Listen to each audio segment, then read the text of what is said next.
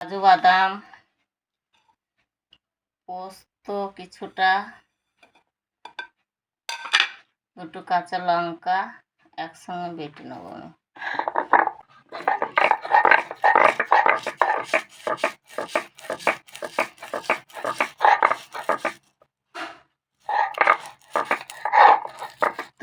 পোস্ত নিয়ে নিয়েছি, এই দেখো কিছুটা, আর কাজু বাদাম, 3টি কাঁচা লঙ্কা নিয়ে নিয়েছি, একসঙ্গে বেটে নেব।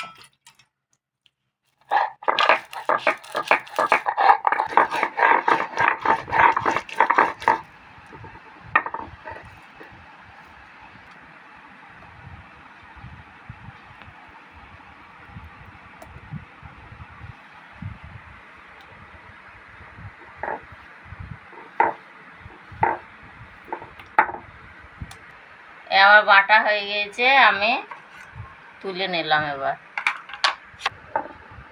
কড়াই বসিয়ে দিলাম। এবার কড়াইয়ে একটু আমি সামান্য তেল দিয়ে দেবো, পরিমাণ মতন তেল দিয়ে দেবো।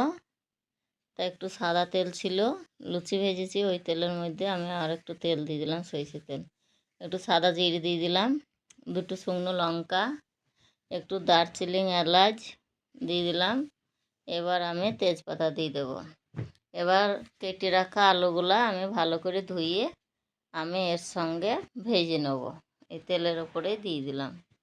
আর একসঙ্গে এই উপকরণগুলোকে ভেজে নেব ভালো করে। আপনারা দেখতে থাকুন। আর কে কোথায় থেকে দেখছেন আমাকে কমেন্টে জানাবেন। আর লাইক করতে যেন ভুলবেন না, একটা লাইক যেন আমাকে করেন।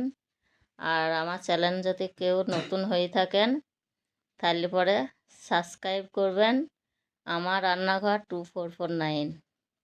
তাই দেখুন আমার আলুগুলো ভাজা হয়ে গিয়েছে। এবার আমি পরিমাণ মতন সামান্য একটু আদা বাটা দিয়ে দেব। তা পুরো অল্প মশলার মধ্যে এই রেসিপিটা।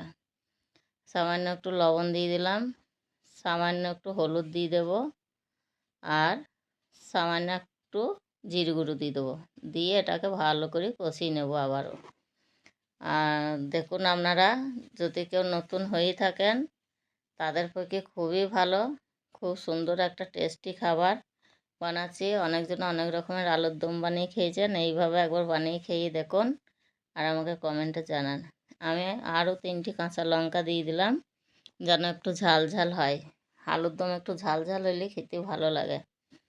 তা আমি বেটে রাখা পোস্ত আর কাজু বাটা, পোস্ত বাটা একসঙ্গে আমি দিয়ে এটাকে ভালো করে কষিয়ে নেব। তা আপনারা দেখুন আর আমার পাশে থাকুন, আর এইভাবে আপনারা বাড়িতে করে খাবেন আর আমাকে কমেন্টে জানাবেন কেমন লাগলো। তা কিছুটা মটরশুঁটি আমার ফ্রিজে সংগ্রহ করা ছিল, ওটাও আমি দিয়ে দিলাম দেখতে ভালো লাগার জন্যে। আর মটরশুঁটির আলুর দম তো খুবই ভালো লাগে। তা আপনাদের ঘরে থাকলে দেবেন, না থাকলে না দেবেন, এটা কোনো ব্যাপার নাই। সামান্য ফাটিয়ে রাখা দইটাও আমি দিয়ে দিলাম, একটু দই আমি ফাটিয়ে রেখেছিলাম, ওটাও দিয়ে দিলাম।